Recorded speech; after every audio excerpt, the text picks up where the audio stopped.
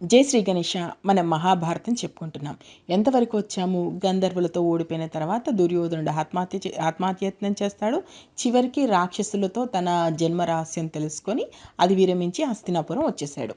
ఇప్పుడు వచ్చిన తర్వాత హస్తినాపురంలో ఏం జరిగింది? ఎందుకంటే వీళ్ళు పాండవులు ప్రాణభిక్ష పెడితే దుర్యోధనుడు వచ్చాడు మరి ఇప్పుడు హస్తినాపురానికి.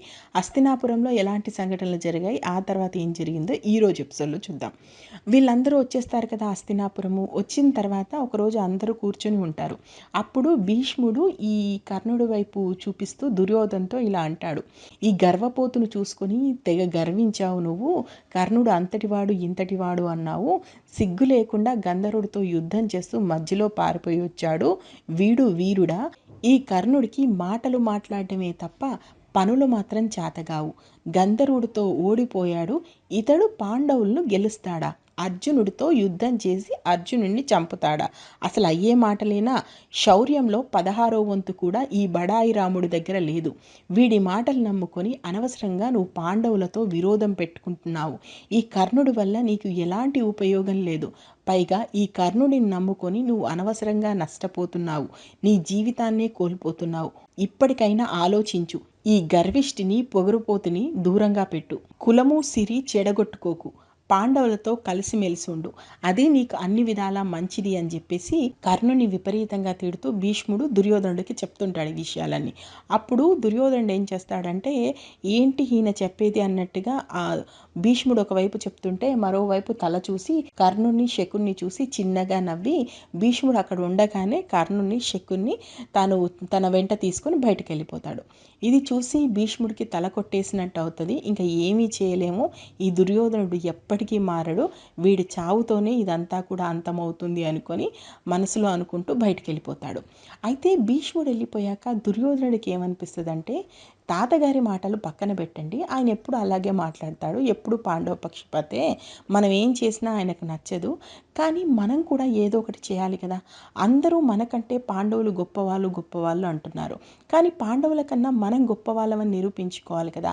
ఏం చేద్దామని నలుగురు కలిసి ఆలోచిస్తారంటే దుర్యోధనుడు, దుశ్శాసనుడు, కర్ణుడు, శకుని. వీళ్ళు ఇలా ఆలోచిస్తూ ఉంటే దుర్యోధనుడు ఒక మాట అంటాడు, నేను ధర్మరాజు రాజసూయం చేసినప్పుడు చూశాను కదా. నేను రాజసూయం గురించి చెప్పాను కదా ఇంతకుముందు గతంలో. అక్కడ రాజసూయంలోనే మొదలవుతుంది కదా అసలు ఈ బాధ అంతా కూడా. ధర్మరాజు అద్భుతంగా రాజసూయం చేసి అక్కడ ఆ రోజే ద్రౌపది దుర్యోధను చూసి నవ్వింది కూడా రాజసూయంకి వెళ్ళినప్పుడే జరిగింది కదా అదంతా కూడా. అది మీరు గత ఎపిసోడ్లో చూస్తే తెలుస్తుంది. సో ఇప్పుడు దుర్యోధనుడు ఏమంటాడంటే, నేను ధర్మరాజు రాజసూయం చేసినప్పుడు చూశాను. అబ్బా ఎంత అద్భుతంగా ఉందో రాజసూయం. అంతకు మించి నేను రాజసూయం చేయాలనుకుంటున్నాను. కర్ణ, నువ్వు నాతో చేయించవచ్చు కదా. ఒక్కసారి రాజసూయం చేసావంటే ఈ మాట్లాడుతున్న వాళ్ళ నోర్లన్నీ కూడా మూతపడతాయి, ఏమంటావు అంటాడు. కర్ణుడు ఏమంటాడు దానికి ఏం భాగ్యము, పద రాజసూయం చేద్దాం అంటాడు. రాజసూయం అంటే ఏంటంటే భూమండలం మొత్తం మీద వీళ్ళకంటూ శత్రువులు ఉండకూడదు.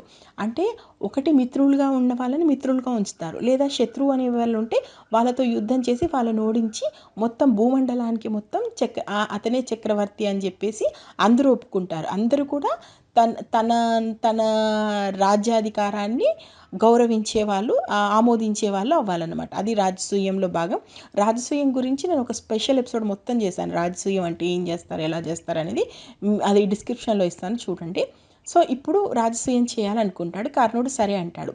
దీంతో వేద పండితులను పిలిచి దుర్యోధనుడు అడుగుతాడు, నేను ఇట్లా రాజసూయం చేయాలనుకుంటున్నాను, మీరు ఆ ఏర్పాట్లు చేయండి అని. దానికి పురోహితులు కానీ అక్కడ ఉన్నటువంటి వాళ్ళు కానీ బాగా ఆలోచించుకొని చేసి వాళ్ళు ఇలా అంటారు దుర్యోధనుడితో, దుర్యోధన, రాజసూయం చేయాలి అంటే శత్రు అన్నవాడు ఈ భూమండలం మీద లేకుండా చేయాలి. కానీ నీ శత్రువులు పాండవులు ఇంకా భూమి మీదే ఉన్నారు. వాళ్ళు ఉండగా వాళ్ళను ఓడించకుండా నువ్వు రాజసూయం ఎలా చేయగలుగుతావు? అలా అని ఇప్పుడు వెళ్ళి నువ్వు వాళ్ళతో యుద్ధం చేసే పరిస్థితి లేదు కాబట్టి నువ్వు రాజసూయం చేయలేవు అంటాడు. దాంతో మరి ఏం చేయాలి అన్నప్పుడు పురోహితులే ఇలా చెప్తారు ఏంటంటే, రాజసూయానికి సమానమైనటువంటి మరో యజ్ఞం ఉంది, అదే వైష్ణవ యజ్ఞం. ఇది ఒక సమయంలో శ్రీకృష్ణుడు కూడా చేశాడు. ఇది రాజసూయానికి సమానమైనటువంటి యజ్ఞము. ఈ యజ్ఞం అయితే ఇప్పుడు నువ్వు చేయొచ్చు, దానికి ఎలాంటి ఇబ్బందులు లేవు అంటాడు. అప్పుడు దుర్యోధనుడు సరే మరి పురోహితులు చెప్పారు కదా వైష్ణవ యజ్ఞం చేద్దామని చెప్పేసి యజ్ఞానికి సంబంధించినటువంటి ఏర్పాట్లన్నీ కూడా చేయమంటే ఒక పట్టణంలో ఆ యజ్ఞానికి సంబంధించినటువంటి ఏర్పాట్లన్నీ చేస్తారు. సామాగ్రి యావత్తు అన్నీ కూడా తీసుకొచ్చుకుంటారు. భూమండలం మీద ఉన్నటువంటి రాజులకి అదేవిధంగా బ్రాహ్మణులకి అందరికి కూడా ఆహ్వానాలు పలుకుతారు. ఈ ఆహ్వానంలో భాగంగా దైత్యవనంలో ఉన్నటువంటి పాండవుల దగ్గరికి కూడా ఆహ్వానం వెళ్తుంది. ఈ ఆహ్వానం గురించి తెలియగానే ధర్మరాజు నా తమ్ముడు నిజంగా యజ్ఞం చేయడం నాకు చాలా సంతోషంగా ఉంది. ఈ ధర్మరాజు ఎప్పుడు మారడింతే ఈయన ఇలాగే మాట్లాడతాడు. నా తమ్ముడు యజ్ఞం చేయడం చాలా ఆనందంగా ఉంది. అందరూ కూడా సంతోషిస్తూ ఉంటారు. వైష్ణవ యజ్ఞం అనేది చిన్నది కాదు. ఇంత పెద్ద యజ్ఞం చేయడానికి తలిచాడు. నాకు రావాలని ఉంది. కానీ అజ్ఞాతవాసం అయిపోయే వరకు మేము రాకూడదు కాబట్టి నేను ఇప్పుడు రాలేను. ఏమనుకోకని చెప్పేసి ధర్మరాజు చెప్తాడు.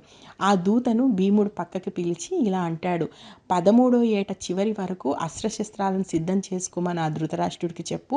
ఆయన 100 మంది కొడుకుల్ని చీల్చి చెండాడి ఒక నరయజ్ఞం నేను చేస్తాను. ఇప్పుడు ఈయన చేసే యజ్ఞం కన్నా నేను చేసే నరయజ్ఞం బహుబాగుంటుంది.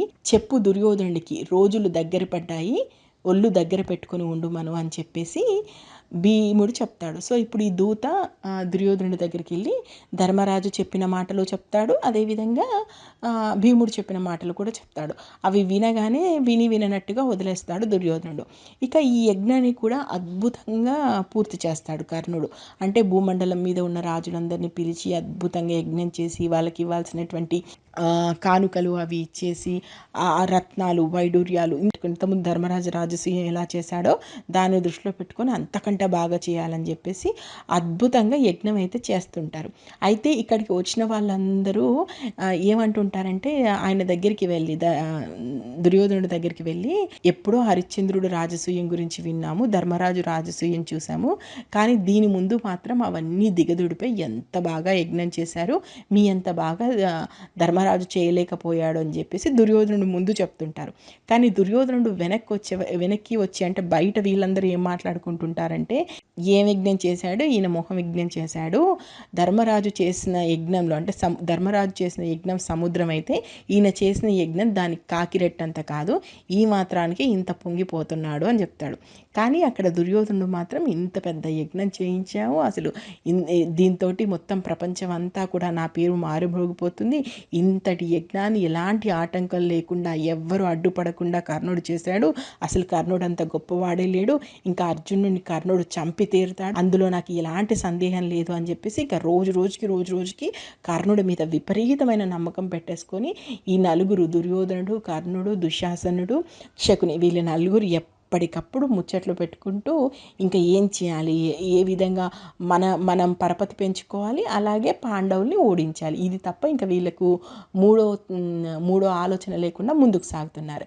ఇక్కడ వీళ్ళు ఉన్నారు, మరి అక్కడ వాళ్ళు ఎలాంటి పరిస్థితుల్లో ఉన్నారు, ఎందుకంటే ఆల్రెడీ అరణ్యవాసం పూర్తవడానికి ఇంకొంత సమయమే ఉంది, మళ్ళీ వాళ్ళ అజ్ఞాతవాసంలోకి వెళ్ళాలి, అక్కడ దైత్యవనంలో ఏం జరుగుతుందో మనం రేపటి ఎపిసోడ్లో చూద్దాం.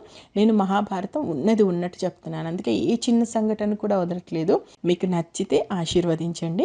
ఇప్పటి వరకు జరిగినటువంటి మహాభారతం తెలుసుకోవాలనుకుంటే మన ఛానల్లో ప్లేలిస్ట్లోకి వెళ్ళండి. మహాభారతం ప్లేలిస్ట్ ఉంది, అందులో ఇప్పటి వరకు ఉన్నదంతా ఉంది. Thank you. జై హింద్.